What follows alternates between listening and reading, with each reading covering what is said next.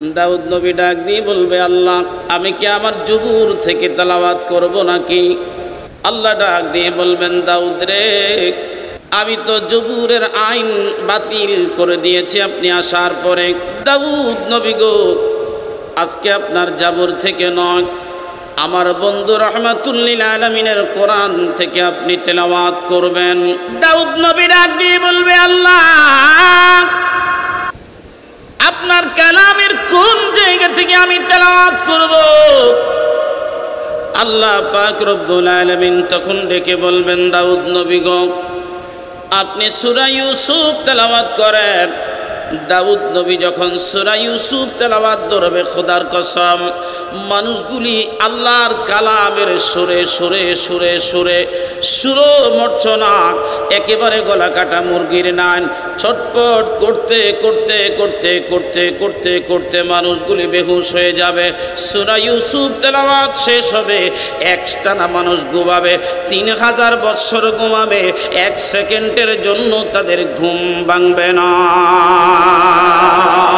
হুরগুলি ডাক দিয়ে বলবে, আল্লাহ আমাদের স্বামীদেরকে ঘুম পাড়ায় রাখছেন কোরআন শুনাইয়া, আপনি আমাদেরকে স্বপ্ন দেখাইছেন, জান্নাতের মধ্যে আমরা যেই স্বামী খুশি সেই স্বামী বাইসা নিব।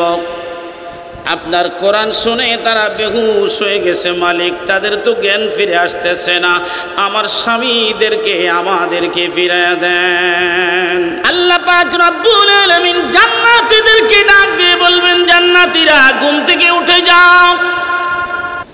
ওঠার পরে এবার আল্লাহ পাক ডাক দিয়ে বলবেন, বান্দাকে তোমরা আমার কাছে এখন কি চাও? বলে, আল্লাহ আপনার কোরআন শুনে ঘুমাইছি, আপনার কোরআন ছাড়া আর কিছু ভালো লাগে না, আপনার কোরআনটা আমাদেরকে আর একটু তেলাওয়াত করে শোনান। এরপরে আল্লাহ পাক ডাক দিয়ে বলবেন, শোনো হে মুসলমান, যেই নবীকে না বানাইলে, লাউলা মা খালাকতুল আফলাক, আমি আল্লাহ আসমান বানাই না, জমিন বানাই না, 18,000 মাল, 18,000 আলম, 80,000 আলম, 18,000 মাখলুকাত আমি আল্লাহ বানাই না। ওই নবীর কণ্ঠে আমি আজকে একটু তেলাওয়াত শোনাবো। আমার নবী আউজ তাসমিয়া পাঠ করে সেদিন সূরা ইয়াসিন তেলাওয়াত ধরবে, খোদার কসম ওই সূরা ইয়াসিন তেলাওয়াত শুনে শুনে মানুষগুলি আবার বেহুশ হয়ে যাবে, আবার 3000 বৎসর ঘুমাবে। একবার জবান খুলে বলা যাবে কি আল্লাহু আকবার। আরো 3000 বৎসর চলে যাবে, এইভাবে 9000 বৎসর মানুষগুলি ঘুমাবে, 900 বৎসর মানুষগুলি ঘুমাবে। ঘুমানোর পরে আল্লাহ ডাক দিয়ে বলবেন, বান্দাকে ঘুমানো যাবে না, আমার জান্নাতে চলে যাও, যাকে খুশি তাকে তোমরা স্ত্রী হিসাবে গ্রহণ করো। বান্দারে, আজ তোমার পথে কোনো বাধা থাকবে না। দুনিয়ার মধ্যে দেখবেন স্বামীও নামাজি, স্ত্রীও নামাজি, স্বামীও নামাজি, স্ত্রীও নামাজি, এই দুইজনের জন্য দোয়া করে। আল্লাহ শুনেছি হাসরের ময়দানে, তোমার জান্নাতের ময়দানে হাজার হাজার সুন্দরী সুন্দরী স্ত্রীরা থাকবে। সেদিন ওই সুন্দরী রমণীদেরকে আমি চাই না, আমি আমার স্ত্রী যাকে দুনিয়ার মধ্যে পাইছি, আমার ওই স্ত্রীকেই তুমি জান্নাতের মধ্যে দিও। স্ত্রী দোয়া করে, আল্লাহ জান্নাতের মাঝে মহিলারা যেমন সুন্দরী হবে, পুরুষরাও সুন্দর হবে। কোটি কোটি কোটি কোটি বান্দার মধ্যে আমি অন্য কোনো বান্দা পুরুষকে আমি চাই না। দুনিয়ার মধ্যে যেই স্বামী আমার জন্য মাথার তালুর ঘাম পায়ে ফেলে খাওয়াইছে, আমাকে পড়াইছে, শোয়ার জায়গা দিছে, খাবারের জায়গা দিছে, আমাকে সন্তান দিছে, দুনিয়ার মধ্যে 40 বৎসর নির্বিঘ্নে আমরা সংসার করেছি, ওই স্বামীকে তোমার জান্নাতে দিও। আর কোনো স্বামী তোমার জান্নাতে আমি চাই না, চাই না, চাই না, চাই না। জবান খুলে কথা বলুন, ঠিক না বেঠে? ফিরোজপুরবাসী গভীর মনোযোগ লাগান, মুহাব্বতের কান লাগান। এই পৃথিবীর মধ্যে আল্লাহ পাক দুইজন মানুষকে সেরা কণ্ঠের অধিকারী বানাইলেন। তার মধ্যে একজনকে বানাইলেন হযরতে দাউদ আলাইহিস সালামকে। হযরতে দাউদ আলাইহিস সালামকে একখানা কিতাব দিলেন যার নাম হলো জবুর কিতাব। ওনার জবুর কিতাবের সুরে সুরে সুরে সুরে সুরে সুরে আমার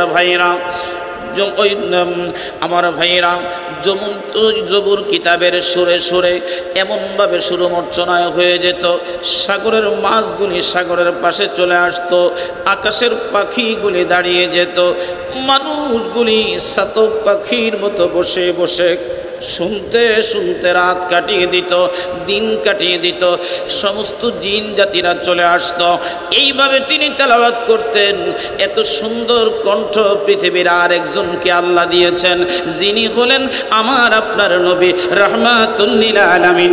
জবান খুলে বলা যাবে কি ইয়া রাসূলুল্লাহ। হযরত দাউদ আলাইহিস সালামের স্ত্রী ছিল 100 স্ত্রী। বর্তমানে আমাদের জালকাঠির কোনো ভাই যদি বেশি না 2টা বিয়া যদি করতে পারছে, এই পৃথিবী তার জন্য জাহান্নাম বানাইয়া আমার বোনেরা সাইরা দিছে। কথা বলুন ঠিক না বেঠি? বেশি না 2টা। দাউদ নবী 100টা বিয়ে করছে, 100টা। ওনার একজন সন্তানের নাম হযরতে সুলাইমান আলাইহিস সালাম। নবী সুলাইমানকে আল্লাহ একটা সিংহাসন দিলেন, যাকে তক্তে সুলাইমান বলে। যেই তক্তের মধ্যে তেল লাগে নাই, মোবিল লাগে নাই, ইঞ্জিল ছিল না, একমাত্র বাতাস তাকে উড়াইয়া যেখানে খুশি সেখানে নিয়ে যাইত, যখন খুশি তখন নিয়ে যাইত। আর সুলাইমান নবীর সেই তক্ত, যার দিক নির্দেশনা দিত একটা ছোট্ট পাখি, যার নাম ছিল হুদহুদ। জোরে বলেন মারহাবা। হযরত সুলাইমান আলাইহিস সালামকে আল্লাহ পাক একটা সিংহাসন দিলেন বাবা। ওই সিংহাসনের দৈর্ঘ্য লম্বা ছিল। তাফসিরের কিতাবের মধ্যে এসেছে, কোন কিতাবের মধ্যে এসেছে 28 কিলোমিটার লম্বা, আবার কোন কিতাবের মধ্যে এসেছে 17.5 কিলোমিটার লম্বা। তো লম্বা যদি এত হয়, এটা প্রশ্নগত, কারণ তার পুরা সিংহাসনটা শুধু না, তার উজির নাজির থেকে শুরু করে সমস্ত সভাসদ এটার মধ্যে থাকতো। গরু বাছুরগুলি পর্যন্ত সিংহাসনের মধ্যে থাকতো। 28 কিলোমিটার লম্বা যদি হয়। সুলাইমান বাবাজি তিনি কোনোদিন তেল দেন নাই, মোবিল দেন নাই, ইঞ্জিল দেন নাই, কিছুই দেন নাই। বাতাসকে হুকুম দিতেন, বাতাসে আমাকে ওই এলাকার মধ্যে নিয়ে যাইতে হবে, নিয়ে যাও। বাতাস নিয়ে যাইতে হবে, বাতাস এখানে থামা। বাতাস সাথে সাথে নামায়া দিত। বাবাজি বুঝেন তো, এই 28 কিলোমিটার লম্বা জায়গাটা, আমাদের তো 10 কিলোমিটার জায়গা, 1 কিলোমিটার জায়গাও কত উঁচু নিচু হয়, কত খাল থাকে, নদী থাকে। 28 কিলোমিটার জায়গাটা উনি এখানে সিংহাসন বসাইতেন। জীবনে কোনোদিন ওনার সিংহাসন খাদে পড়ে নাই। হাত্তা ইদা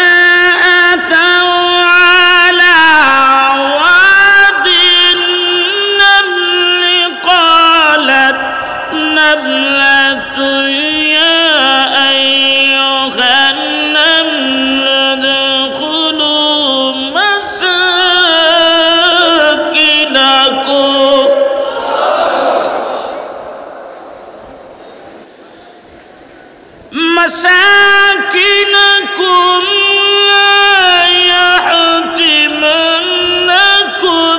سليمان وجنوده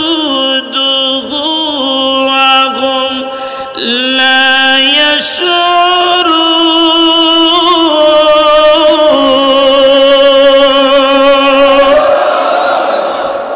ডাক দিয়ে বলে, কি জন্য তুমি তোমার পিপিলিকাদেরকে বলছো গর্তের মধ্যে ঢুকতে? বলো। এটা আমার দেমাগে লাগছে।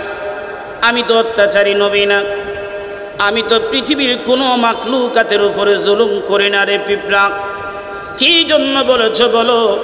পিঁপড়া ডাক দিয়ে বলে, হুজুর মনে কিছু নিবেন না, হুজুর আপনারা হলেন বড় বড় মানুষ, আপনাদের পদধ্বনিও বড়। এই জমিনের মধ্যে সিংহাসনটা নামার পরে এই জমিনে আপনারা বিচরণ করবেন, আপনারা তো আমাদেরকে চোখে ভালো করে দেখতে পাবেন না। আপনাদের পদধূলিতে আমাদের সন্তানরা মারা যাবে, আমাদের দলপতিরা মারা যাবে, আমাদের সৈনিক মারা যাবে। হুজুর এই জন্য নিজেদের নিরাপত্তার জন্য, আল্লাহর পয়গাম্বরকে দোষ থেকে বাঁচানোর জন্য, হত্যা মামলা থেকে রেহাই দেওয়ার জন্য আমি আমার সাথীদেরকে বলছি, সাথীরা এই তখ্ত নিচে নামার আগে তোমরা কি করো, তোমাদের সাথীদেরকে নিয়ে আপন আপন গর্তে চলে যাও। কারণ তুমি যদি নিরাপদ থাকো তোমার সংসার নিরাপদ থাকবে। আজকে আমার দেশে পশু পাখির মতো মানুষ মারতেছে, খোদার কসম এই দল ওই দলকে মারে, ওই দল ওই দলকে মারে। আমরা একটা পিঁপড়ার চাইতে বর্তমানে নিকৃষ্ট জাতি হয়ে গেছি, হয়ে গেছি, হয়ে গেছি। কথা বলুন ঠিক না বেঠে? হাতিগুলির একটা সমাজ আছে আর তাদের একজন দলপতি আছে, দলপতির নেতৃত্বে তারা চলে। মৌমাছি একটা দলে চলে, তাদের একজন দলপতি আছে। আমাদের দলপতিরা হলো পুরুষ আর ওই মৌমাছির দলপতি হলো মহিলা। আল্লাহ নিজে বানায়া দিলেন। একটা মৌমাছিও ওই দলপতির নির্দেশ ছাড়া চলে না। কিন্তু আমরা মুসলমান, বর্তমানে বাংলাদেশে 95% মুসলমান হওয়া সত্ত্বেও, আল্লাহর কালামের দাওয়াত পাওয়া সত্ত্বেও একটা আল্লাহর বান্দাকে আমরা হত্যা করতেছি চোখের সামনে। নিজের বিচার নিজের হাতে তুলে নিতেছি, আইন নিজের হাতে তুলে নিতেছি। একবারও চিন্তা করি না একটা বান্দা বানানো তো দূরের কথা, একটা বান্দার হাতের নখ পর্যন্ত সারা জীবন ক্ষয় করলেও কোনোদিন বানাতে পারবো না। সুলাইমান আলাইহিস সালামের তখন তিনি ছোট, যখন সিংহাসনে বসছেন তখন বয়স হলো 13। আর যেই সময়কার ঘটনা, ওই সময় ওনার বয়স হলো মাত্র 6 বছর বয়স। কত বছর? 6 বছর বয়স। হযরত সুলাইমান আলাইহিস সালামের দরবারে ওনার আব্বা ছিলেন হযরত দাউদ আলাইহিস সালাম। ওনার বয়স যখন 6 বছর, ওই সময় উনি রাজ দরবারের সামনে পায়চারি করতেছিলেন। এমন সময় একটা বৃদ্ধা মহিলা কাঁদতে কাঁদতে নবী দাউদ আলাইহিস সালামের কাছে যায়া বললেন, দাউদ নবী গো, আপনি একটু শোনেন, আমি গরিব মানুষ, আমার ঘরের মধ্যে 1 কেজি পরিমাণ গম ছিল। এই গমটা আমি ওই যে মিলের মধ্যে ভাঙ্গাইয়া আমি ছোট্ট একটা বাটিতে করে আমি বাড়িতে যাচ্ছিলাম। আমার একটা ছোট্ট নাতনি আছে, ওই নাতনিটাকে খাওয়াবো নবী গো। কিন্তু মাঝপথে আসার পরে একটা দুর্ঘটনার কবলে পড়লাম। প্রচণ্ড একটা ঝড় আসলো, আমার বাটি সহ সমস্ত আটাগুলি আবার নিয়ে গেছে। হুজুর আমি গরিব মানুষ, আপনি বলেন না আমার আটাগুলি নিয়ে গেছে, আমি কি খাবো, আমার নাতনিরে কি খাওয়াবো? ওই মহিলা চিন্তা করে গেছে 1 কেজি, পাইছি 2 কেজি, সমস্যা কি? এবার না, ওই যে রাজ দরবারের সামনে একটা ছোট্ট বালক পায়চারি করতেছে। ওই বালক বলতেছে, বুড়িমা তুমি বলো আমার আব্বা দাউদ নবী যেন বাতাসের সর্দারকে ডাকে আর বাতাসের বিচার করে কি জন্য তোমার আটা নিয়ে গেছে। ওই বুড়িমা আবার গেল, যাওয়ার পরে বলে, দাউদ নবী গো, আমি আপনার আটা চাই না, আমি বিচার চাই। আমি আটা চাই না, বিচার চাই, বিচার করা লাগবে। কিসের বিচার? ওই বাতাস কি জন্য আমার আটা নিল এটা আমি জানতে চাই। হুজুর কয়, হুজুর সর্বনাশ, এই মহিলা জানি কোন বেজাল লাগায়। তাড়াতাড়ি একটা কাজ করো, 2 কেজিও বুঝি না, 5 কেজিও বুঝি না, 4-5 জন লোক দিয়ে দিছে, যা খুশি মহিলা আটা নিয়ে যাও। মহিলা তো খুশি, গেছে 1 দিনের জিনিস, পাইছে 1 মাসের জিনিস, অহন তো বেটি খুশি খুশি খুশি আত্মহারা। এবার কয় না, চলতো না। রাজ দরবারের সামনে ওই বালকটা পায়চারি করে, পায়চারি করে, পায়চারি করে বুড়িমাকে ডাক দিয়ে বলে, বুড়িমা কই যাও? কয় বাবা দাউদ নবী আমার বিচার করে দিছে, ওই যে আটা দিয়া দিছে, লোক দিয়া দিছে, 1 মাসের খোরাক দিয়া দিছে। কয় না মানি না, তুমি একটা কাজ করো। বলে তোমার আটা চাই না, আমি বিচার চাই। দাউদ নবী ডাক দিয়ে বলে বুড়িমা রে, কে তোমারে বারবার আমার কাছে পাঠায় বলো। বলে আমি তাকে চিনি না, রাজ দরবারের সামনে পায়চারি করে ছেলেটা। বলে ছেলেটাকে এবার ডাক দিয়ে তাকে সামনে নিয়ে আসলেন।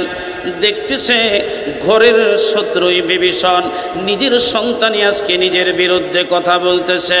এবার সুলাইমান নবী ডাক দিয়ে বলে আব্বা, মহিলা চাইছে বিচার, বিচার না করে আপনি আটা দেন, এই বিচার তো আমি মানি না। মাঝে মধ্যে ফুলা যদি একটু বেতাল্লা হয়, বাপ যদি বিচারক হয়, আর যদি দেখে যে কিছু কিছু বাচ্চা আছে দেখবেন বাপের সামনেও হাসা কথা কয়েলায়, এই বিচার আমি মানি না। বাজান আপনি বাতাসকে ডাকেন আর কৈফিয়ত চান, কি জন্যই বৃদ্ধ মানুষের আটা নিয়ে গেল, কোথায় নিয়ে গেল একটু ডাকেন। দাউদ নবী চিন্তা করলেন মানুষের কাছে শরম পাওয়ার চাইতে বিচারকে বাতাসকে একটু ডাক দেই। এবার বাতাসকে ডাক দিলেন, ডাক দিয়ে বলেন বাতাসে কি বেজাল লাগাইলি রে বাতাস, আমার ঘরের মধ্যেই ঘরের শত্রু সন্তান আজকে আমার বিরুদ্ধে কথা বলতেছে।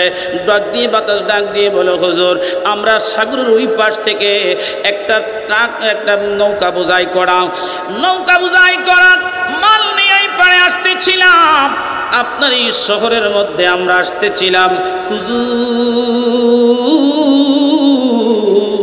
প্রতিমধ্যে সাগরের মধ্যে তুফান উঠল, প্রচণ্ড ঢেউয়ের কারণে আমাদের ওই জাহাজটা তলা ফেটে যাওয়ার কারণে ওই বাতাস বুদ্ধি করে চিন্তা করলো এই খাবারগুলি তো মুসলমানদের খাবার, মুসলমানরা এই খাবারগুলি খাবে, খাবারগুলি সাগরের মধ্যে না দিয়া ওই বাতাস এই মহিলা আটা নিয়া ওই সাগরের মধ্যে যাইয়া ওই ফাটলের মধ্যে আটাগুলি দিয়া ওই জাহাজটাকে কিনারে ভিড়াইছে।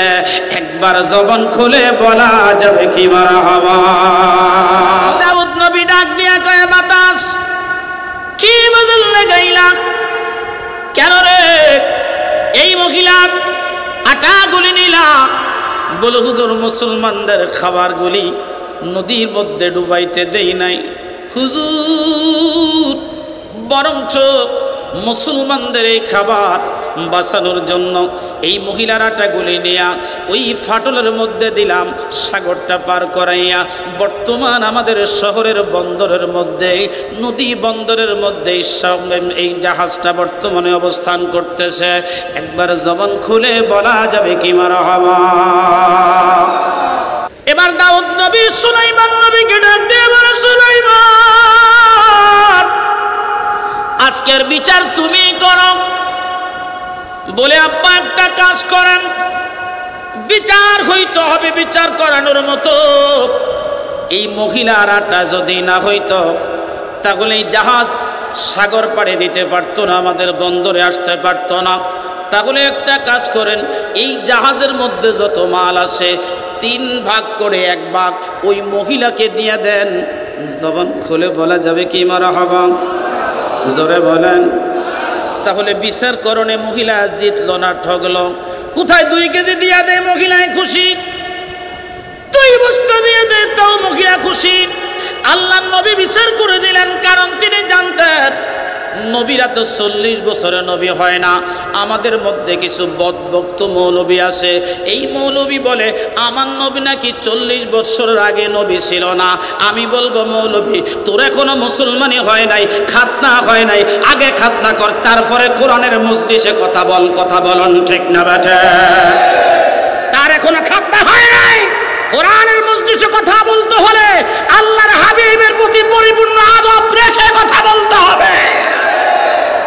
যে ব্যক্তি নবীর আদব বুঝে না তার এই কোরআনের মজলিসে কথা বলার কোনো অধিকার নাই। কোনো পাগলের হাতে কোরআনের মজলিস অতীতে কোনোদিন 1450 বছর আগে 1450 বছর ধরে কোনো পাগলের কাছে কোরআনের মজলিস দেওয়া হয় নাই। আগামী প্রজন্মে ইমাম মাহদী আলাইহিস সালাম আসা পর্যন্ত কোনো পাগলের কাছে এই কোরআনের মজলিস আমরা দিব না, দিব না, দিব না। কথা বলুন ঠিক না বেঠে? দুই হাত উঁচু করে বলেন ঠিক না বেঠে? আমার নবীর এই কোরআনের মজলিস কোন পাগলের কাছে দিব। নবী সুলাইমান আলাইহিস সালামের রাজত্ব জীবন যদি বলতে যায় ফজর হয়ে যাবে। কেন্দ্রীয় মিশন আমাদের মাঝে চলে আসছে। মিশনকে সম্মান করা আর হুজুর কেবলা জানের আদর্শ, হুজুর কেবলা জানের নির্দেশ হলো বাবা তরিকতের মাহফিল 12টার মধ্যে শেষ করবেন বাবা। কারণ মানুষগুলি সারাদিন পরিশ্রম করে, যদি 12টার মধ্যে ছেড়ে দেন মানুষ একটু আগে আগে বাড়ি যাইতে পারে। এই রাত্রি যদি একটু ঘুমায় তাহলে ফজরের নামাজ কাজা হওয়ার সম্ভাবনা কম থাকে। এবার সুলাইমান আলাইহিস সালাম যেহেতু নদীর কথাটা চলে আসছে, এবার ছোট্ট একটা কারামত হযরতে আব্দুল কাদের জিলানী রহমাতুল্লাহ আলাইহির ওনার জীবন থেকে ছোট্ট একটা কারামত আমার মনে পড়ে গেছে, আপনাদেরকে শোনাই। আব্দুল কাদের জিলানী নদীর পার দিয়ে যাচ্ছেন বাবা, এমন সময় দেখতেছে একটা বৃদ্ধা মহিলা অর্ধ পাগল পাক এই নদীর পাশে বসে বসে বসে বসে কাঁদতেছে। মাথার চুলগুলি আউলা আর শরীরের কাপড়গুলি পর্যন্ত একেবারে নোংরা।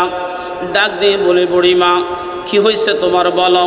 বলে হুজুর বলে আর কি হবে, আজ থেকে 12 বছর পূর্বে এই পথ দিয়ে আমার একমাত্র ছেলে যাইতেছিল। হুজুর আমার ছেলে নদীর ওই পাড়ে যাইয়া বিয়ে করছে, বিয়ে করে আসার পথে প্রতিমধ্যে এই সাগরের নদীর মধ্যে ঢেউ উঠছে। ঢেউ ওঠার পরে আমাদের তাদের নৌকাটা হুজুর তাদের নৌকাটা ডুবে গেছে। আর ওই নৌকার মধ্যে আমার ছেলে ছিল, আর পুত্রবধূ ছিল, আর বরযাত্রী ছিল। তাদের সবাই রে নিয়া নৌকার মাঝি নিয়া এই যে সাগরের মধ্যে ডুবছে। আজ পর্যন্ত কোনো দিন আমি আমার সন্তানকে ফেরত পাই নাই। হযরতে আব্দুল কাদের জিলানী বাগদাদি আল্লাহর দরবারে মুরাকাবার শুরুতে ডাক দিয়ে বলে মালিক এই মহিলার স্টেটমেন্ট সত্য কিনা? আল্লাহর বন্ধুর কাছে জবাব আসলো বন্ধু হ্যাঁ ঘটনা সত্য। নদীর ঢেউয়ের কারণে ওই নৌকাটা ডুবে গেছে, আর বরযাত্রীরা প্রচণ্ড ঢেউয়ের কারণে তারাও ডুবে গেছে। আজকে তারা তো নিশ্চিহ্ন। বলে না আল্লাহ আমি এই মহিলার কান্না বন্ধ করতে চাই, এই মহিলার কান্না বন্ধ করতে চাই, তার সন্তান তার করে ফেরত দিতে চাই। আল্লাহ ডাক দিয়ে বলেন বন্ধু হ্যাঁ পাগলামি চলে না, আপনি এখানে পাগলামি করবেন না। হযরতে আব্দুল কাদের জিলানী যখন এই কথা শুনলেন এবার সেজদায় পড়ে গেলেন। মালিক ডাক দিয়ে বলে মালিক রে আমি আব্দুল কাদের জিলানী সেজদায় পড়ে গেছি। এতক্ষণ পর্যন্ত এই মহিলার ছেলে আর তার পুত্রবধূকে চাইছিলাম, এখন আমি ওই নৌকা চাই, নৌকার মাঝে চাই, নৌকার যাত্রী চাই, তার ছেলেকে চাই, তার পুত্রবধূ চাই। একবার জবান খুলে বলা যাবে কি মারহাবা?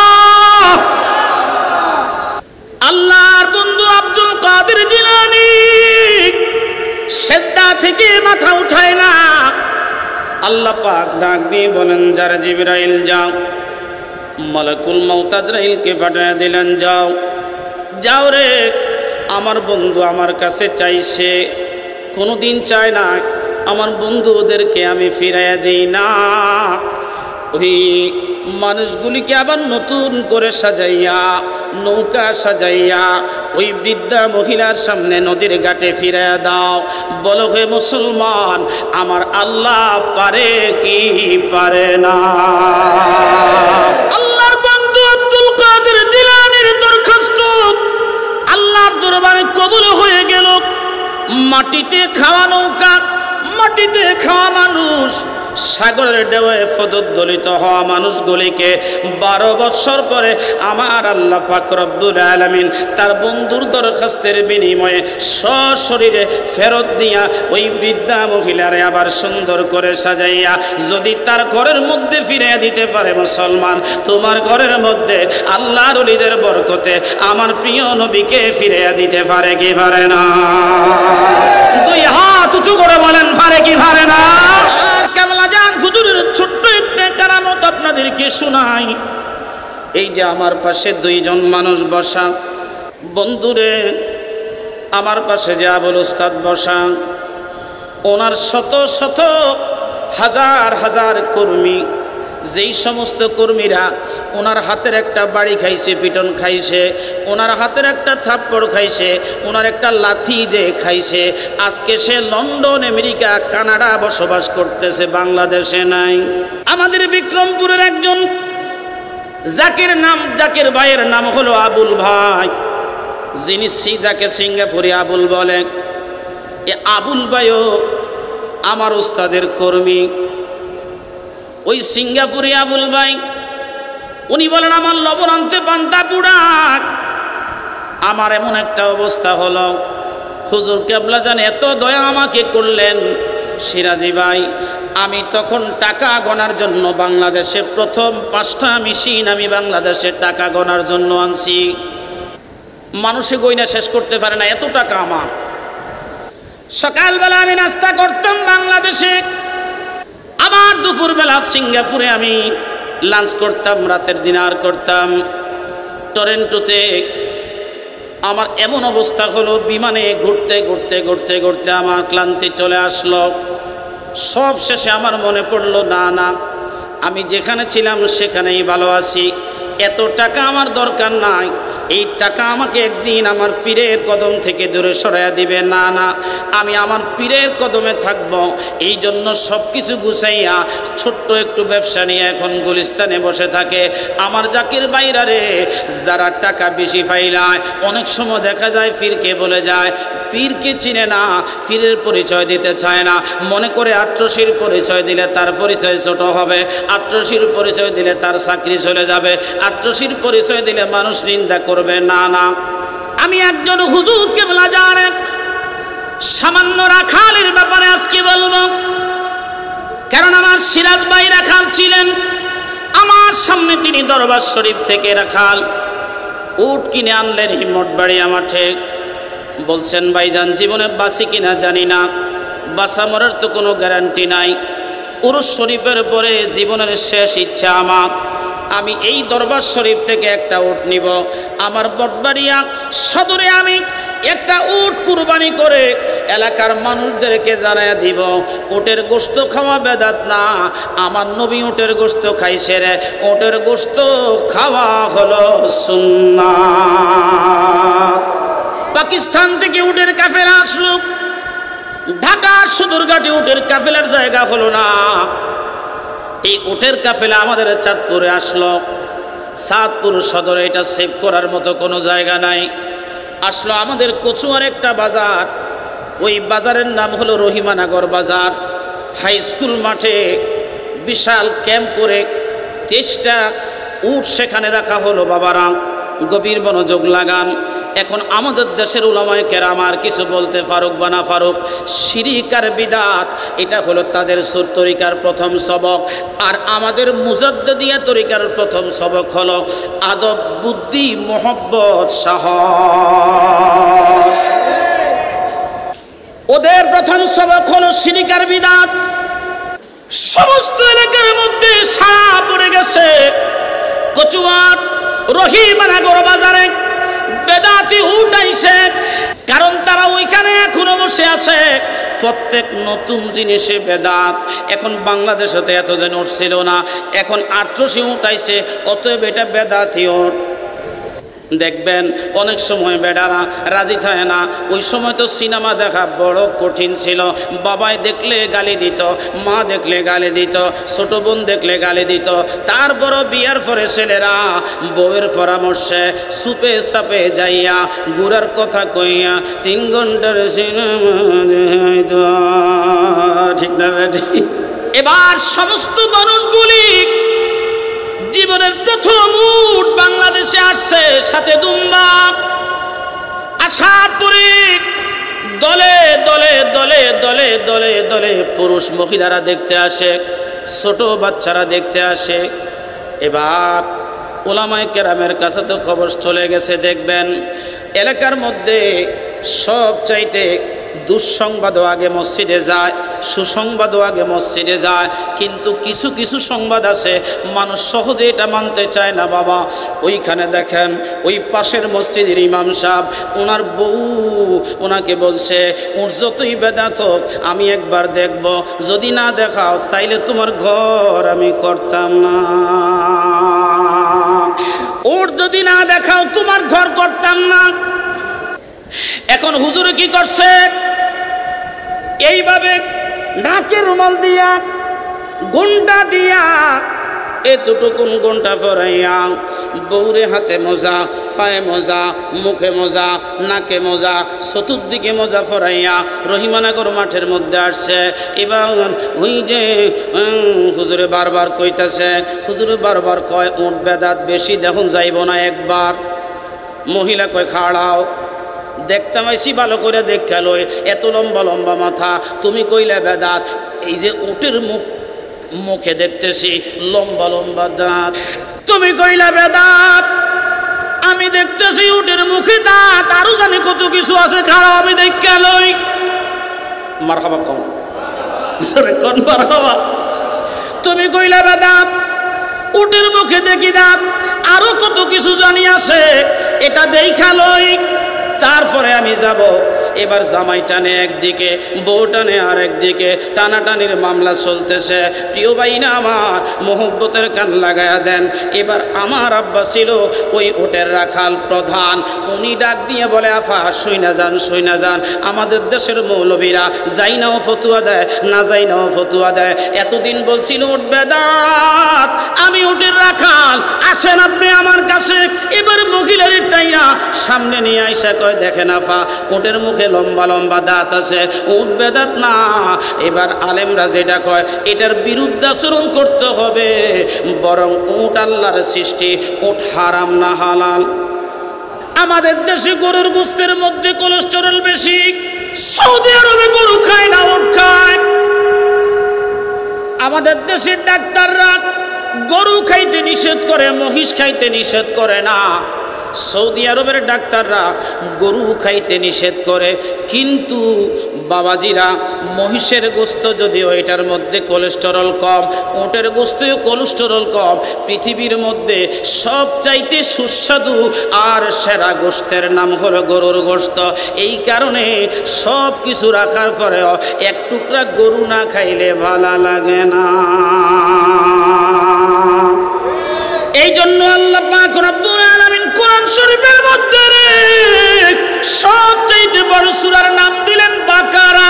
এই বাকারা নামে হলো গাবি। যদি আরেকদিন মোট বাড়িয়ে আসি ওই সূরা বাকারার আলোচনা আপনাদেরকে শোনাবো বাবা। এবার আসেন গভীর মনোযোগ লাগান, ছোট্ট কথাটা আপনাদেরকে শোনাইয়া আমার প্রধান অতিথিদেরকে কষ্ট না দিয়া আসেন বাকি আলোচনাটা শুনে নেই।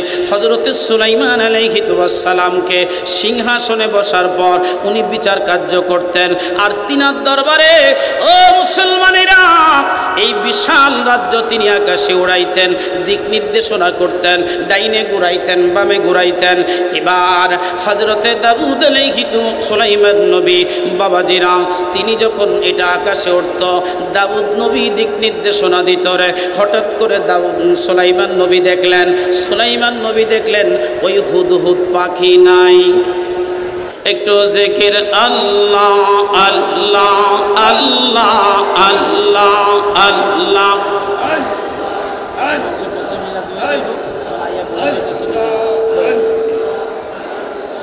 আল্লাহ আল্লাহ আল্লাহ আল্লাহ আল্লাহ।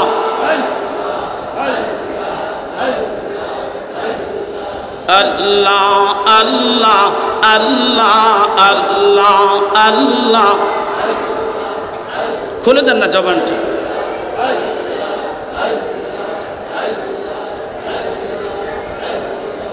আল্লাহ আল্লাহ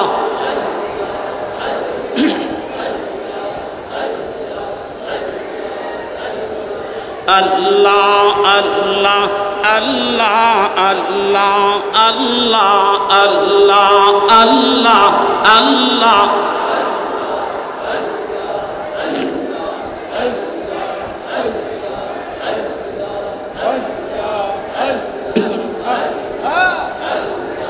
জীবন মরণ সাধন কর, জীবন মরণ সাধন কর ও ভাই মুসলমান। রাসূলুল্লাহর তরিকা নিতে ডাকছেন কেবলা জান। আল্লাহ আল্লাহ আল্লাহ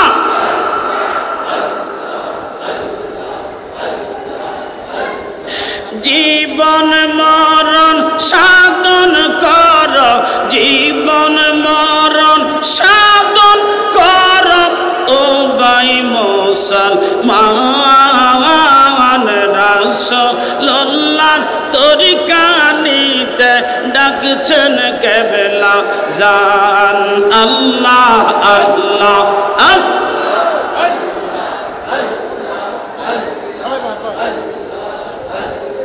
খেলা করে হারাইলে না পাইবায়া জীবন গেলে। খেলা করে হারাইলে না পাইবায়া জীবন গেলে। তরিকা নিলে বেঈমানি যাবে, তরিকা নিলে ঠিক রবে ঈমান। রাসূলুল্লাহর তরিকা নিতে ডাকছেন কেবলা জান। আল্লাহ আল্লাহ সবাই একসাথে আল্লাহ আল্লাহ